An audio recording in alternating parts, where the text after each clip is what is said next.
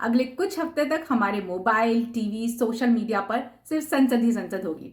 आप रोज सुनेंगे किसने किसको घेरा, किसने वॉकआउट किया, कौन सा बिल पास हुआ, किसका भाषण वायरल हुआ। लेकिन क्या सिर्फ इतना जान लेना ही संसद को समझ लेना है? क्या आपने कभी सोचा क्वेश्चन आर इतना इंपॉर्टेंट क्यों होता है? सरकार इससे क्यों घबराती है? विप क्या होता है? सांसद हंगामा क्यों करते हैं? प्राइवेट मेंबर बिल लगभग कभी कानून क्यों नहीं बनता? क्या सिर्फ नैरेटिव के लिए होता है? और कभी कभी बहस से ज्यादा राजनीति बहस के नियमों में क्यों छिपी होती है? यही पॉलिटिकल साइंस काम आती है। ब्रेकिंग न्यूज एक तरफ हमें बताती है क्या हुआ, लेकिन पॉलिटिकल साइंस समझाती है ऐसा क्यों हुआ। और यही कोशिश रहेगी इस पूरी सीरीज में।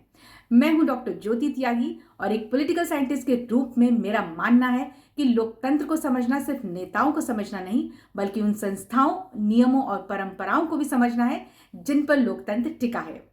इसलिए आज से शुरू हो रही है ये series, parliament decoder monsoon session 2026।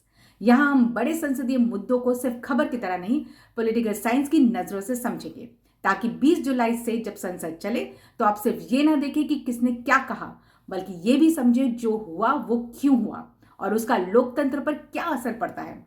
अगर आपको लगता है कि राजनीति को समझना सिर्फ नेताओं का काम नहीं बल्कि नागरिकों का काम भी है, तो इस पूरी सीरीज में मेरे साथ बने रहिए, क्योंकि संसद सिर्फ कानून नहीं बनाती, वो लोकतंत्र का चरित्र भी करती है।